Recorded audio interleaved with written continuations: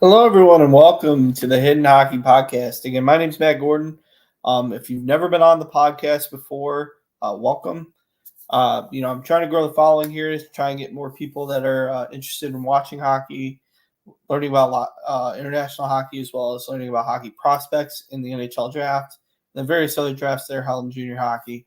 If it's your first time on here, if you're watching a recording, you're watching the live stream, please do me a favor and please subscribe, like the video, share it with your friends. I'd love to build a community here where we're all talking about hockey and really enjoying the sport. And, regardless of whether you're brand new to the sport or somebody who's very well versed and knowledgeable in the sport, I'd love to be able to talk more about hockey with you. So please do yourself a favor. If you haven't done so, please subscribe to the channel. It'll do me a world of good and it'll get me out to more people. And hopefully you guys can share the content and it'll be more exciting for all involved. So obviously, for those that are just joining in, if you have any questions, feel free to leave them on the chat on the right-hand side. I'm going to go into a couple different things. I'll talk about the Ivan Holenka tournament that just happened this past month. I'll go into any sort of international hockey that people are interested in terms of, future tournaments coming up. Whether people want to talk about junior hockey, whether people want to talk about, your NHL team's favorite prospects. Do you think they're going to make the NHL? Do I think they're not? Just getting opinions and stuff like that. So if you can do that, please leave any questions in the chat below. It'd be greatly appreciated. Otherwise, I'm going to go ahead and just start. So I'm going to go ahead and talk about the Ivan Holenka tournament that happened in October. Just going over the different things that happened within the tournament, some of the breakout stars for this year's draft and last year's draft. So going to the Holenka Gretzky Cup here. You guys will have it shared on the screen here. So obviously there was a lot that happened in the tournament. Canada's under 18 team won the tournament. Sweden coming in here with the bronze medal, and Czechia making the surprise trip to the final here, beating out the United States, who lost in the bronze medal game and did not medal for the first time in a very long time. And then obviously Slovakia and Switzerland played, and Germany and Finland played. Finland with a very disappointing performance. Didn't get the scoring they needed. Didn't find the opportunities they needed to do, and that led to a poor result for them. Looking at the scoring leaders for the tournament, obviously the big breakout star, two of them, both of them 2025 prospects who I have in my first round, Victor Klingsell and Adam Banach, who's playing in the USHL for Youngstown. Both of those players, I'm going to get into Victor Klingsell first. Victor Klingsell is a guy, to me, who's very underrated, a kid who is going to shoot up on a lot of draft boards, especially if he gets a growth spurt. Really like his overall play. He's done really well so far to start the year. Obviously led the Ivan Holenka in scoring, having 12 points in 5 games. And then you look at his season so far to start, and he's making improvements already at the J20 level with a goal and an assist in 4 games for Skellefteå. So expecting him to make some big inroads here and having a really exciting rest of the year for him as well. Adam Banach is another smaller guy who's been at the Ivan Holenka before. He's definitely a veteran of this tournament. He's gone on, and he will make his debut this week at the USHL Fall Classic for the Youngstown Phantoms, playing in North America for the very first time. He's listed here 5'7", 161. I think he's a little bigger than that. He might be 5'7". I'm sorry, he might be about 5'8", $170. But an absolutely phenomenal dangler, great player. He's pulled the Michigan off multiple times. This is a kid who came into the Ivan Holenka tournament with already being dominant in it last year. Continued to do that this year, got 11 points in 5 games, really led Czechia through the tournament. And this is a kid who's dominated internationally amongst his age groups, really struggled last year at the pro level in Czechia and for Pilsen. Didn't really have the opportunity because he is small, was often worked off the puck, had the speed and smarts to make the pro game, but his physical build really led to some limitations for him at the pro level.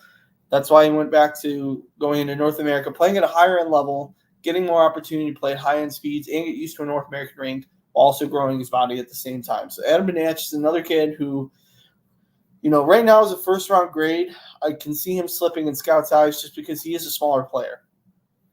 Another player to look at here is Milton Gastrin. I don't have him in my first round. This is a kid who could rise through the year. He's already had an excellent start to the year. 7 points in 5 games for Moto at the under 20 national level. And then went on to get 2 points a game at the Helenka Gretzky Cup with leading Sweden along with Klingsell and that loaded team providing really high-scoring offense. And this is a kid who I think is going to continue to be on a lot of people's radars through the year, and I got to really watch out for going into this year's draft year for him. Some other guys who really impressed, obviously one player that is a really highly thought of player is Jack Ivankovic. Came in at under a goal against per game for Canada, as well as a .967 save percentage through 4 games. Really impressive statistics for him there. I see him as one of the top goalies in this draft, somebody who could definitely be in the second or third round coming into this year's draft. He just has to continue to play, and he's got an outside shot to maybe even make the first round. I think there's maybe 1 or 2 goalies that might have that ability, and I believe Jack Ivankovic is one of them. He's a complete goalie, really skilled. I wish he was a little bigger. He's probably only about, he's only about 6'1", maybe 6'2" on his skates, but a really talented player. He's got everything else you could want and more. Another goalie who is an underrated goalie, and you're going to hear a lot more about him throughout the year, is Roberto Leonardo Henriquez. This is a Puerto Rican, Slovakian-born goalie. Never happened in the history of hockey as far as we know. A very talented goalie in his own right. Obviously represents Slovakia internationally, but this is a kid who I think is really, really underscouted. Not a lot of people know about him yet, but you will find him to be in the draft circle for 2025 this year. I expect him to be picked somewhere in the late rounds, probably 6th or 7th round. This is a kid who I definitely think has got NHL upside. He's, again, only about 6'1" and $160. But when you watch film on him, you watch the clips that are available on YouTube, you watch any sort of game where he's live, and he is dominant throughout any game he's played in. Obviously, he needs to go up and play at higher levels. Hopefully, he gets some pro time this year. But this is a kid who definitely is a sleeper pick going into this year's draft. Obviously, he had some other prospects as well. Gavin McKenna had a really good Ivan Helenka as well. Obviously, we know Gavin McKenna to be the number 1 prospect probably in 2026. Really like his overall game and the potential he showed out there, along with Emil Guite, who is a guy for me I'm really high on. A lot of scouts have him in the lower to mid to late first round. I think Emil Guite is a top 10 pick without question. He's too smart. He's got a great shot. He's really skilled.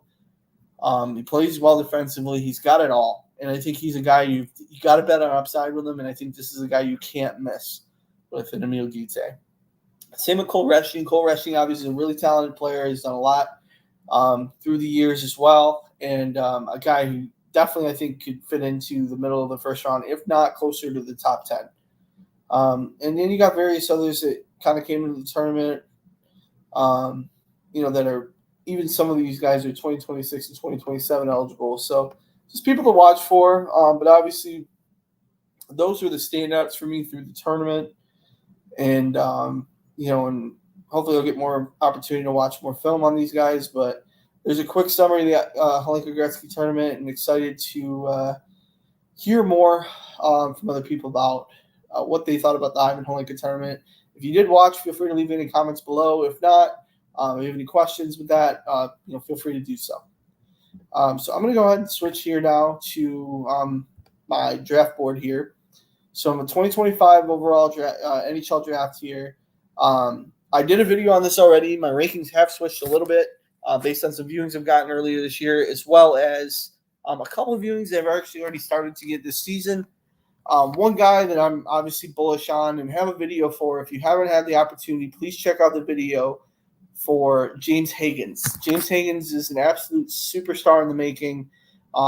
If you're looking for a player similar to Patrick Kane, James Higgins is your guy. I think he's got the potential and the upside to be just as good, if not better, than Patrick Kane. A guy who's unfortunately injured right now, but Anton Frundell, he's battled the injury bug, but man, when he's healthy, he is an absolutely elite talent. Somebody you definitely have to watch out for, going through the tournament cycle. Hopefully he stays healthy, and hopefully he gets some pro time this year as well. You can look at the remainder of my list here. Some guys who have moved up here on my list is Roger McQueen is a guy who I finally got some real viewings on him, and I think just the size combination combined with the fact he still looks like he's 16 years old, he is a absolute upside champion in the making. So I have him just outside my top 10. I don't know if I'll see it. This is probably the highest I'll ever have him. Depends on the performance of the guys in front of him, but to me, this is a guy you have to take in the first round. I think he's such an upside pick. He's such a good, solid player. Really good skater for being 6'6". Still has a lot of room to grow. I could see his body getting up to 230, 240 at 6'6". And at that size, with that kind of speed and skill and the shot he has, he could be a real force in the National Hockey League should he develop in the way that we would hopefully want him to. Other guys who've jumped into the works for this, Yves Wozniak to me was a guy who I had really kind of outside my first round. But after watching a little bit of him at the Hlinka Gretzky tournament, I think he's a guy who's slowly rising up boards. I could see him, just outside the top 10 for somebody who's really bullish on him. I was a little more hesitant on him because I didn't love him defensively, but his offensive game, the way he goes about his business, he's a very interesting and intriguing player. And another guy who I forgot about in a lot of different viewings I've caught of him in the last few years is Jackson Smith. This is a kid who can headman the puck really well. Great skater at his size at 6'4". Really good on every opportunity you give this kid, he goes out and he shines. So got the opportunity to watch him when he played for Edge. Got the opportunity to watch him in various other things, in various other tournaments and opportunities for him playing in the game, and he's got a lot to like. There's a lot of skill there. There's a lot of really smart hockey IQ decisions he makes on a regular basis, and definitely somebody who you look at and you say, there's a lot of upside, a lot of good potential here. And to me, I think he is the best defenseman so far eligible in this draft. A lot of people say Radojevic. I think Radojevic's going to have a little bit of a tough transition to the National Hockey League unless he really bulks up, because he's not the biggest guy in the world. But Jackson Smith is a guy who's got the stride, he's got the size, and he's got the ability already. So, for me, Jackson Smith, I think he is the number one prospect for defense out of this year. I just have a really strong, bullish opinion on him. Will that bite me in a few months? We'll see. But it should be interesting to see where he goes from here. And yeah, so we got a comment here. Are the Red Wings getting new players? It'll obviously depend on the lineup and who makes the team, who doesn't. Other people getting hurt. Obviously, Steve Yzerman. They got a lot of different players and prospects. And obviously the likes of guys who could be on the outside looking in. Brandon Nygaard is a guy who could potentially make the Red Wings. Carter Mazur is another guy who gained 12 pounds. Emmett Finney might have a very, very outside chance. Nate Danielson obviously will have an opportunity to make the Wings. Just depends on who it is, and we'll see what else happens for the rest of training camp. But those are a few names that are out there as well. Going into some more players and more people that are impressing through the year, I'm very curious to see what other prospects are going to really wind up doing really well going into this year. So going into my 2026 list, Gavin McKenna obviously is far and away the number one overall pick. I think he's a guy who is showing time and again that he is one of the best players outside of the National Hockey League, even as a 17-year-old right now. He's still got another year. He's going to dominate the Western Hockey League. I don't think 120 or 130 points is out of the question for a guy like Gavin McKenna. Really talented player, and I'm excited to see where he goes from here. Other guys, Vigo Bjork is a guy who played the Ivan Hlinka this past month, and I think he's an interesting player. I don't know that he's going to stay at 2 for me. It's going to depend on his year and how he adjusts to the J20 level, because obviously he's super dominant at the J18 level. Really depends on what kind of player you're getting out of here with Vigo Bjork. I think there's a lot to like with him, a lot of good skill, a lot of good ability with him. Decent shot, pretty good hands. Should be interesting, and I'm very curious to see, what other things he can do to really develop as well. JP Hurlburt is going to obviously be a big part of the under-17 team in Plymouth. here in Michigan. I'm very, very curious to see if I can get any viewings of him and the rest of that team this year, just to see where he comes, where his game is going to come into play, how developed is a kid from Texas going to be to coming into the hockey-rich environment of Michigan. Is he going to be able to sustain himself as one of the elite prospects at the 08 level? We'll definitely see what happens there, and we'll continue to watch him as he goes forward here. So I'm going to go into the 2027 group, obviously talking about the 2009 born years in the late 08s. One guy that obviously is the runaway number one right now is Landon DuPont. Landon DuPont is going to make his WHL debut anytime now. I think he's in a couple of weeks. Very curious to see how he adjusts to the WHL level. I think he'll be a natural at that level. I think he's a number one D in the making in the National Hockey League, just as to continuing his development path. He's a great skater. The closest player I've actually seen to Cal McCarr in terms of his ability, the four-way skating ability, the hands, the shot, the offensive package, the ability to defend. I think he's got it all in spades. Definitely a guy you got to watch for, and I'm very curious to see where he goes for this year. And then a couple of people here that aren't getting the notoriety they probably deserve. Eli McCamey is a guy who's adjusted really well so far at the BCHL level. Got exceptional status at the BCHL level. It should be really interesting to watch his game grow and develop through the year. But I really like what he's shown so far. I think he's a super talented player. He's got all the skills to be a top 3, if not a top 2 pick in this draft specifically. But I'm very excited to see where he goes and how he grows and develops in his own game as well. And then finally, another guy who's going to get a lot of time is Jackson Jacobson. Jackson Jacobson is another Western Hockey League kid playing for the Brandon Wheat Kings at the WHL level. He's going to have a pretty impact year. This is an opportunity for him to really solidify himself in the top 5 for the 2027 class. I think he's got all the skill in the world. I think there's some size he's still going to gain and grow, and he's still got to get a little bit stronger. But there's a lot to like with his overall upside, the way he plays the game, and the way he handles himself. Should be interesting to watch and see his growth going forward here. Sorry about that.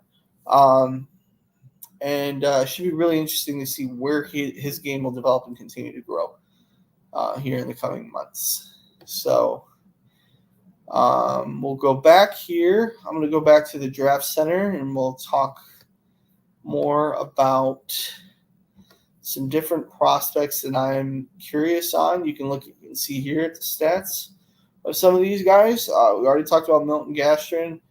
Max Vestergaard is a guy who is the rare Finnish player who plays in Sweden at the under 20 level, playing for Lunda. And, has obviously gone in, had 6 points in 4 games. Interesting player in his own right. I'm curious to see where he grows and gets within his game. Should be interesting to watch him get more and more involved in the game, as he continues to play well. Jacob Wozniak, I talked about him already, has an interesting start to the year. Should be very curious to see where he plays as well. Ivan Ryabkin, I've talked about him. There's a video of him with his short highlight reel and my thoughts on him going into the 25 draft and playing in the KHL. Should be very curious to see what happens, going with him in the next little bit here. And then we got some other guys that, we can see listed down below. Obviously, it's early on in the year, so there's not going to be as much to report on for this year. And then obviously some other guys that are interesting guys from non-traditional countries. One guy I'm super high on is Michael Eriksson from Norway. Plays for Farjestad at the J20 level. Really adjusted to the J20 level last year. Came from Norway at the under 20 level, dominated in their circuit. So obviously the best players out of that circuit usually go to Sweden and play there at the under 20 level or the under 18 level, depending on their readiness. Last year he came and he kind of struggled at the under 20 level in Sweden. This year he's obviously started there and has done a lot better and probably has a lot more opportunity with ice time, and has led to him having a lot of success.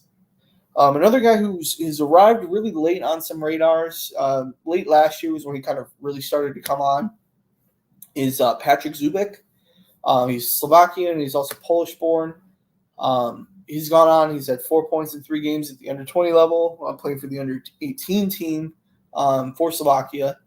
And this is a kid who I think is going to continue to grow. There's a lot of upside still within him. He can still get a lot of potential out of his game. Now playing at a much higher level than he did a couple years ago. A couple years ago, he was playing in Poland's junior system, which rarely, if ever, produces talent, but is starting to produce a lot of different guys that are going on to play in Sweden, going on to play in Finland, and some of them even going on to play in North America. So it really depends on who you're looking at with those players as well. Another guy to look at here is Daniel Serkins from Latvia, playing in playing in Switzerland at the under 20 elite level. He went on and had a really good under 18s at the World Juniors this past year. Average of point per game, was a big leader for Slovakia. A big leader for Latvia coming into the tournament, and was a surprise that he was able to lead the team the way he did. Should show some more progress going forward into the year, and we'll be very curious to watch him here on the channel as well as the greater prospect world. And they got some other guys here that are listed, and so there's more there with that. Going into the 26 grouping.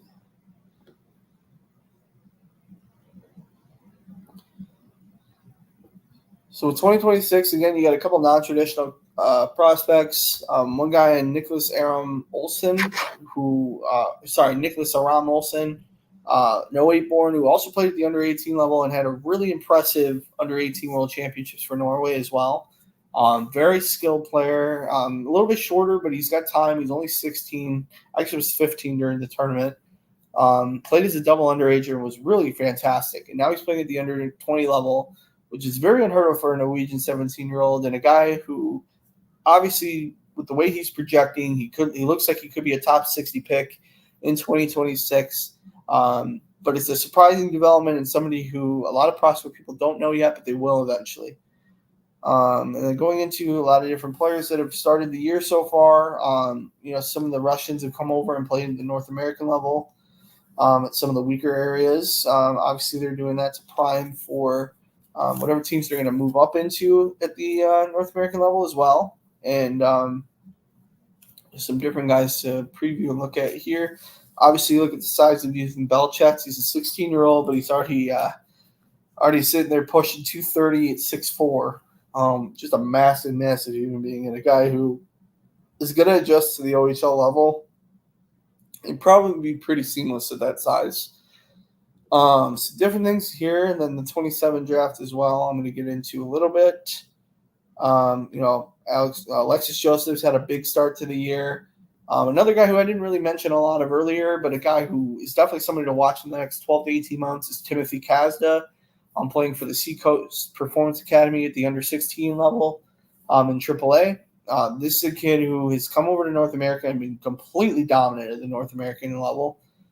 Very curious to see what he does in his future, and the definite development gaps and growth he's going to have through his game. I would expect him to continue to do what he's doing, but he's definitely a guy I think to watch out for in terms of becoming a really elite prospect that a lot of scouts will be able to follow in the next few years here.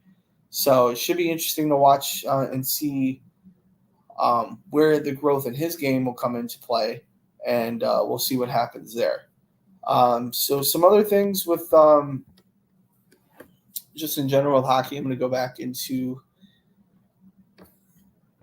the different things going on right now. Obviously, we have a lot of people that are going into training camps here with the National Hockey League, seeing a lot of different players. The curiosity is whether or not Macklin Celebrini is going to make the San Jose Sharks. Is Connor Bedard going to take another step here and potentially become a 100-point player next year?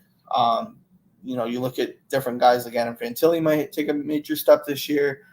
Do some other lower rate guys, find their way within the league and find their opportunities elsewhere. It should be really interesting to watch and follow those guys as they continue to grow. Some other guys to really watch that are not necessarily on radars for the next couple years, but one guy in particular is Dominic Zalesny.